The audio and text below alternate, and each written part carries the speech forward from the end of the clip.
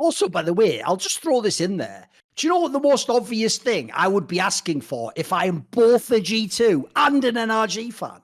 I'll tell you how you solve this problem tomorrow. Look, there'd still be the unfair draw, but if every series was a best of three, one, NRG's wins would all look more legit, right? I mean, they didn't play really good teams, but you get my point. You'd win multiple series, not BO1s. And then also, there wouldn't be this incessant, stupid thing of like, but I don't get it. How is it possible that over many games, G2 could be better than an Asian team, but then in a single BO1, they could lose to them? They wouldn't have lost. God, what a shit. You don't understand variance. You still think this is a movie and like the lessons learned in the beginning of the act 1 play out so that the hero wins in act 3.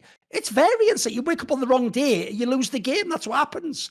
By the way, I think that even happened to some of the Asian teams, like the obvious ones at KT Roster. There's times where they look fucking dire. Then there's times they just turn it on in the same match and look twice as good and win the game off aim and carrying the fuck out the game. So like, you've got to understand variance, but that's why I made so many of these pre-tournament points about Swiss, because I don't like that it gives really unfair draws. Like, imagine this, because as I say, in terms of wins and losses, this is like G2 was placed into a group with BLG, fucking damn one, Weibo game, and then NRG was placed into a group with fucking Team Liquid, Mad Lions, and then somehow played G2. You know what I mean? Like, that doesn't make any sense. You'd immediately, in a group stage, know that was unfair, wouldn't you? You'd know one team had a powder puff group and the other one had a killers group. Well, you'd understand it immediately.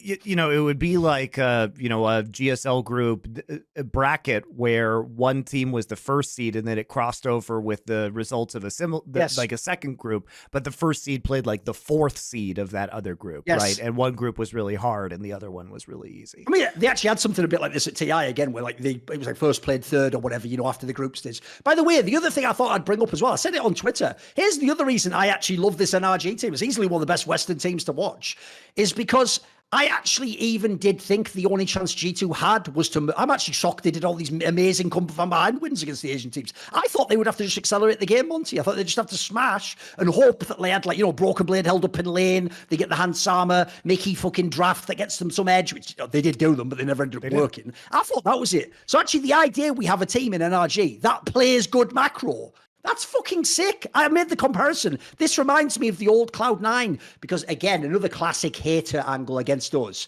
was we would always tell you, of course, Cloud9 can't win worlds. They don't have the player strength. Like, I might fucking love balls. Again, clip it. It's the same fucking highlight package. Go back. I might love balls, but he's not going to win against fucking like Flame or the old Shy from Frost or something, is he? Like, he's not going to win that game, or Marin. He's not as good. But you always knew if C9 gets into like a mid game where they're not totally behind, they could do some high shot calling. They could get a fucking dragon fight off. They could do a side lane pressure. That used to make that team really fun to watch, even in a loss. NRG has a little bit of that flavour. Again, the raw strength of the players means they can't win worlds. Like, even if they got to this semi, they'd probably get murked completely. But yeah, that's not what, again, expectations is what this is all about. It's not about that. I'm not looking at them saying you failed if you didn't win worlds.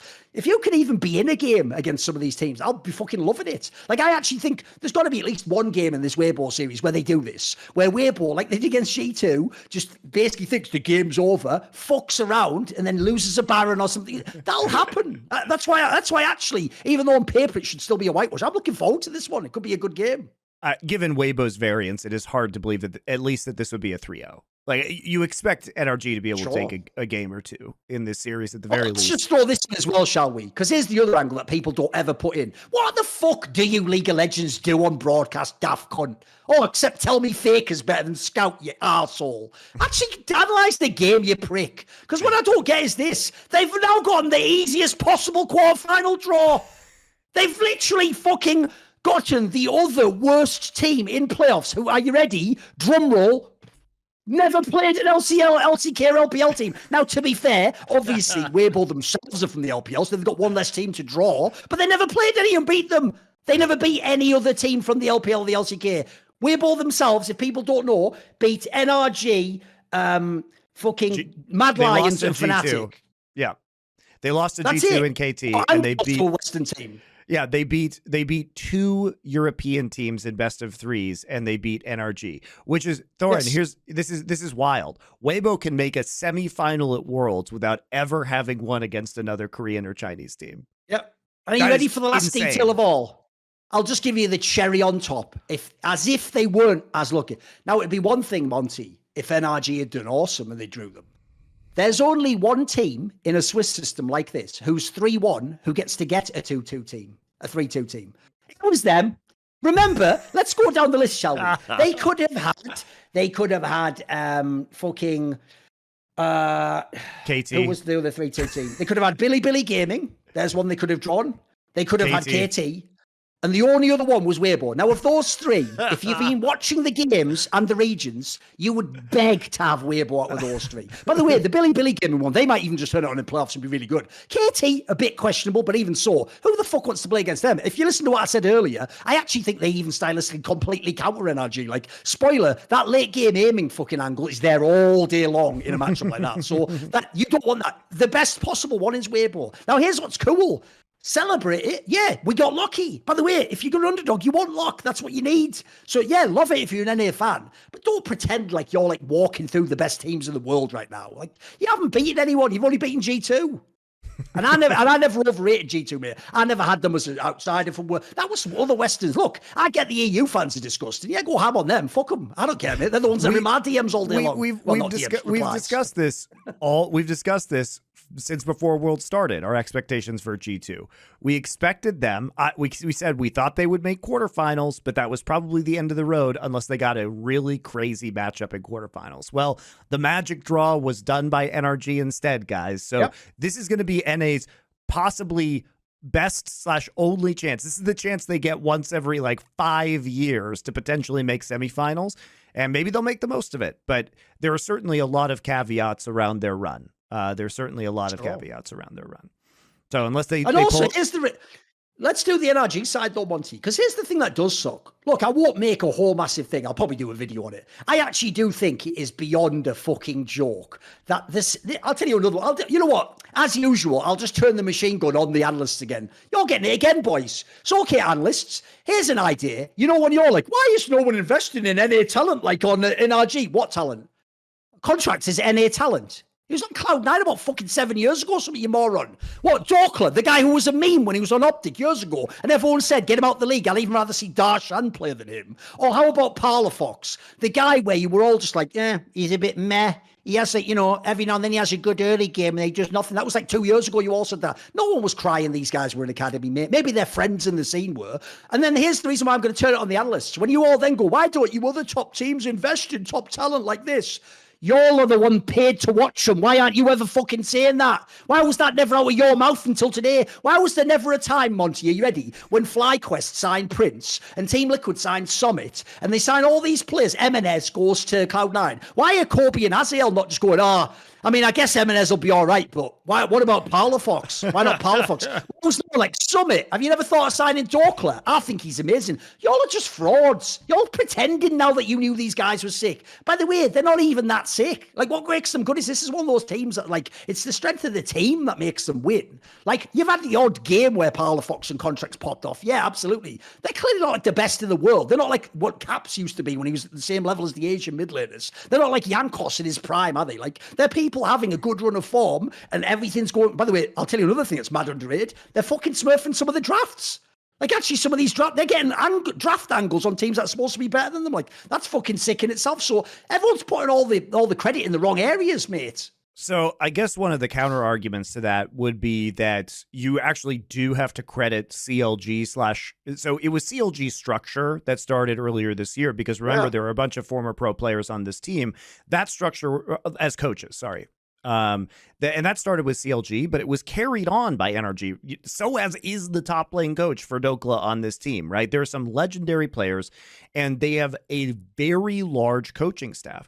So a counter argument could be that even though these players, Palafox, Dokla, contracts were known quantities, perhaps they just required more resources from other positional coaches or a structure that CLG/NRG provided in order to kind of get them to the next level, right? There's an argument you could make about these players is that I think there is a fair argument potentially that NA teams were trying to fast track. They were taking established players. Players from other regions and spending the money on the players themselves rather than infrastructure to develop North American talent. Now, I would not make that argument, but I'm just saying that is an argument that could be made. You know an interesting detail, Monty? Aside from the CLG team that made the MSI final in 2016, every single big NA result ever is with big name imports / star imports. Sure. Every single one. By the way, the joke is even fucking NRG uses imports right now. Their entire bot lane has nothing to do with North America. One of them is from as far away in the world as it is possible to go, and the other one is pure Korean. He's not like second generation, lived in Cape Town. No, he is pure Korean. So the idea, this proves you don't import. You fucking bozo. You were only ever allowed to import 2 players. They're maximum importing right now. It's just that we all know grandfathered and green cards meant now you can scam the system, right? So that already is off the table immediately. Well, and then there's the whole angle, which is people only hate imports when they lose the game, Monty. They only hate it now that Team Liquid lost. They were fucking loving it last year when that Team Liquid lineup was announced. The one with Bwipo and Core JJ and fucking Bjergsen. Everyone thought that was going to be the shit. That would on the paper at the beginning of the year. We even said it. That was one of the craziest rosters ever assembled in the LCS. That you looked at that and you just said, hey, they might have a crack at like a top 4 at Worlds if they get the right draw, if things happen. People love imports. They just don't like the ones. And reverse it, Monty. This is so disingenuous. So you know where you go like, oh, they were trying to fast track it. What, you mean actually have the players be good when they pay them to play and they go into the match? Like, what is this myth where any NA fan in the world goes, you know what? He's sort of like the 8th best mid laner, but tell you what, keep him for 3 years, then we'll talk. That's never happened ever in the history of the world. Everyone's saying now G2, that's like fire off the players.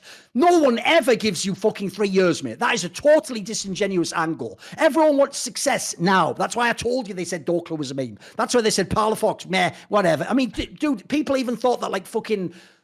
people would have told you Insanity's better than Parlofox. How about that? Shut the fuck up. So this is just a fake angle. No one would sit for 3 years wait for these guys to mature. They wouldn't. It's also that Riot obviously gamed the system because NA players were bad to make Oceanic region players not count as imports, right? You know, it wasn't Korea or China that were going to be taking those Oceanic players. And yeah, we have seen some, like Destiny, I guess, was in Europe, but for the most part, the LEC has plenty of native talent to choose from. And I think, you know, we might see more Australian players head over to Europe over a longer period of time. But it really was very nakedly. It was a naked choice to bolster the ranks of NA professional players, right? And to make it so they could have their cake and eat it too. They could have Australian players, they could have New Zealand players, and they could still get their 2 import slots, right? You know, and I think as far as NA is concerned, the funniest thing about NA is think about the peak of North American viewership. Think about it. It was like 2015, 2016. Everyone in NA fucking loved Bjergsen, a literal Danish player. It was Jensen versus Bjergsen was the league. That was like the whole narrative. It was like Messi, Ronaldo, everyone loving it. It wasn't. It was the shit, wasn't it? It was amazing. It was TSM with constantly 2 import players. And by the way, remind me, guys, did TSM have a small North American fan base? Remind me. Oh, they didn't? They had a huge North American fan base? Oh, so it was never about native North American players? It turns out, wait for it, guys, it was just about winning. Who could have known it was just about winning? And at that time, there was the sweet delusion that you North American fans had. You thought because TSM was winning at LCS, you hadn't been browbeaten by 10 years of garbage results for North America. The hope had not been burned out of your souls quite yet. And now, 10 years later, you realize that there is no hope. You realize there was never any hope, that Reginald was just lying to you that whole time. And so now you're saying, well, now it's about North American talent. No, it wasn't. I lived through that era. It was about delusional, fake-ass hope as you cheered for 2 Europeans or a European and a Korean constantly in TSM. And that was the peak of North American popularity. So that is just bullshit. And frankly, returning to North American talent isn't going to save the LCS, guys. It's not going to do it. It's not going to do it. No, there are going to be more people watching the LCS because of more literal who's in the league. I've got a challenge for you. I challenge any of the coaches coming out and saying that. I challenge you to make an all NA lineup. By the way, Let's be totally fair. Don't even use Australians. You know in your heart of hearts that shouldn't count. That was only created to give China and NA a chance to compete with EU and Korea. So don't even use them. Use pure. I want you to believe in NA. In fact, you know what? Go find those players that you say were in academy. Put them all in. And they're ready, analysts and co-streamers. I want you to predict they're going to win. I want you to look at them at the beginning of this play on paper and go, I think this team wins the league. I think they're excellent players. If we believe in them and really actually like develop them. What is develop? It's not like a fucking film you go away in the red. You don't need to develop certain players. Also, here's the other part. I actually do think, by the way, right now we could have a great conversation about how Palafox has played way above his level. Contracts actually continued the form of the playoffs where he was smurfing. That's a great story. By the way, the Contracts one is another 30 for 30. This guy was a washed. He was a bust. He had the initial time because he was on a really good Cloud9 lineup where he looked good. Jack cleverly and shrewdly caught him. I remember watching this guy int Froggen religiously on fucking Golden Guardians. It was criminal. It was actually really depressing. He would do that thing where he'd do one play on a Lee Sin and get a kill, and then he'd do two bad plays and give it all back. And you'd be like, bloody hell, like, you know, this guy can't play League of Legends. And so the idea, he then years later stuck with it. Remember, he was even on EG, the team you all claim to love. They booted him as well, by the way, after a little renaissance. So he comes all the way back and now he's smurfing. Look, we can celebrate them, but I want to just make 2 quick points here. Here's another thing I would need, Monty, if I actually wanted some like underdog #1 seed from NA to do well. Right, how about let's have, what position would I need a lot of stability for? Oh, ADC. Right, I'm just going to say it right now. Isn't it fucking FBI the best ADC player in LCS for the last like 4 years on aggregate? On Golden Guardians, he was almost eliminating fucking TSM. Then he went to 100 Thieves. They became champions. We're in like 3 finals in a row. Now he's come back to this team, won the LCS in another fucking org, and he's at Worlds and he's now made top 8. Sounds pretty good. And again, he has nothing to do with NA. And then how about this? We're going to act like Ignar is some developed NA talent. He was fucking taking SKT to 5 games on an LEC Misfits team in season 7. That was one of the series when Faker had to start going fucking supernova to pull SKT out. And what meta is it right now, Monty? Right, if I was to say to you, Ignar, what would like 2 or 3 champions be that you might say? What would you say? I'll give you a quick quiz. Alistair? Number 1. That's his most played champion ever. What about, there's like a modern day, you know, here's the thing, Monty, obviously people don't tend to play Thresh and stuff. What's like a modern day engaged champ that's a nightmare to play against? Well, Tom Kench now with the changes that they've made to him, which we saw in those games. One, give me a more modern one. What are you after Rakan? here? Rakan, sure. You know, right, Nautilus. If you don't know, the thing about Ignar was he was always overhyped because that's why that series, Kelsey Moser, by the way, the coach of EG now, will tell you, don't give Ignar credit for that series because a couple of games he played the engaged champs and it looked good, but because he only played the engaged champs, it also meant you could never win the full best of 5. The point is, he's only a guy who's good on certain champs. This meta is slapping him in the fucking face all day long, throwing a bucket and they give him a cup of coffee, waking him the fuck up. Like, you couldn't ask for a better meta. So already, this is why the whole, like, it's about LCS time. Like, you're having like a side convo that sort of should happen after Worlds for me. That I can celebrate almost everyone on this team, even the Dorkla angle. I actually don't think he's that good a player, but he's got that quality to him, Monty, that is sick in a top laner, which is even when he's like actually outmatched and he's losing, he's never totally useless. Like, you know what? He can actually find a time to, like, he will every now and then bizarrely win a lane for no reason. In a matchup they shouldn't win. Sometimes in a game when he's losing, he'll still do something in a team fight or when he do a skirmish. Like, it's actually like, it's again, if you're going to have like a weaker player, you want ones that don't just break instantly like this. Yeah. Yeah. I mean, look, and they also have very good mental fortitude, even through their own mistakes. Like, they can make mistakes in a game and still make really aggressive and good decisions at the end. Sometimes the lack of second guessing leads to horrific macro moments, but sometimes it leads to really good macro moments for them. And, you know, the ability for them to bounce back and recover even from making their mistakes, they are very mentally resilient. And I think part of that is that these guys have been down and out at times, especially the kind of top side of Palafax contracts and Dokla. And they clearly have a lot of good chemistry with the team. And I think they have found some really good answers to the meta.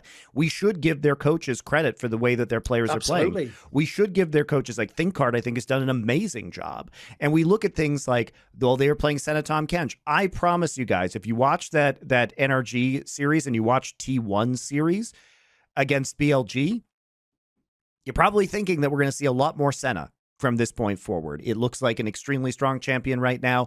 NRG realized this. They played beautifully around that Senna pick. They had a huge amount of pressure in lane. Then they get the Senna mid, and they're able to transfer that Senna Tom Kench pressure into the side lane to create picks. It was really well done. It was really well done. So they also seem to be tracking in a way with the meta is going, and they are one of, in fact, I think what will be the leaders of especially a bot lane meta that unfolds over the rest of Worlds. So credit to them, right? There's a lot going on here. Don't know, the guy who's an assistant coach, Croissant, is someone who is like a protege of LS. He's one of the people who found him. And he's a guy I was having on literally shows with Loco and Kelsey Moser in like 2018, Monte. You can go back in all the years. And he's one of those guys, because he's a protege of LS, that his whole shit is like lane setups, macro, how does the jungler interact with it. This guy isn't a bozo. He's actually a guy who's like refined his knowledge of the game. So it doesn't, when you actually look at some of the structure, once you get a bit of luck and the players have good form, it's starting to make sense. Like, them actually winning makes sense. Now, look, they didn't beat the best teams. That's why they need to now do something against Weibo before I'm going to go crazy about the run. But it's fun to watch. I like watching this team play. Also, I'll give you the best example. Like you said earlier about how they can make like a bad decision. Here's the thing people don't get. I actually think fear of looking foolish has killed so many Western teams at Worlds. You know the best example of all time? TSM 2020 with the fucking 9-man sleep. You just go for that when you're against a better team. You've got to, but they didn't, because they thought, well, it could just go really bad, couldn't it? Like, they could all kill us. How do we know if they are asleep?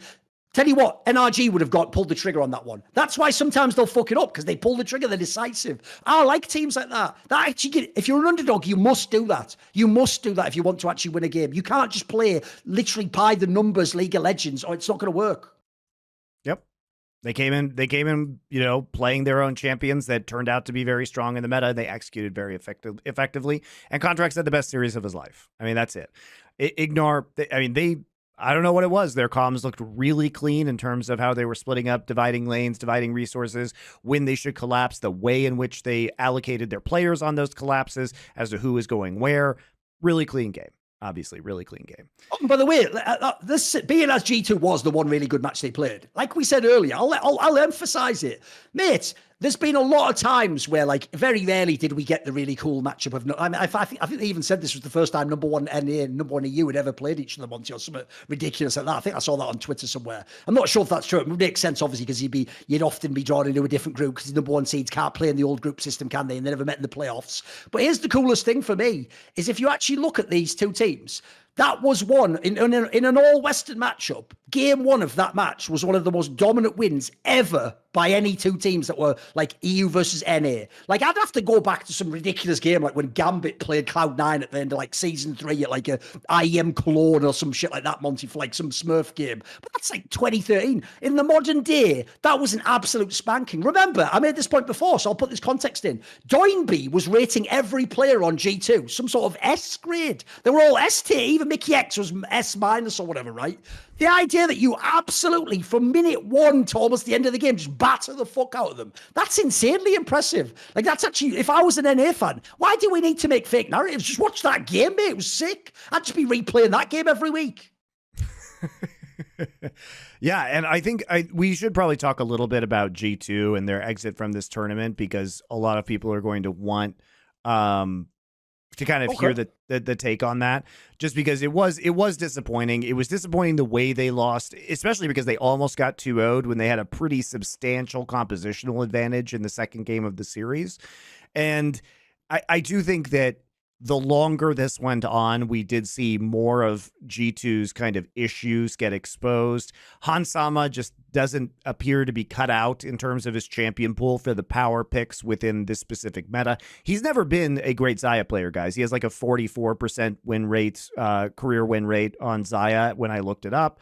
I am disappointed that they didn't actually kind of figure out the Senna themselves, because he has been a good Senna player. He also has been he is a very good Jinx player, and a lot of teams were figuring out ways to get Jinx into this draft.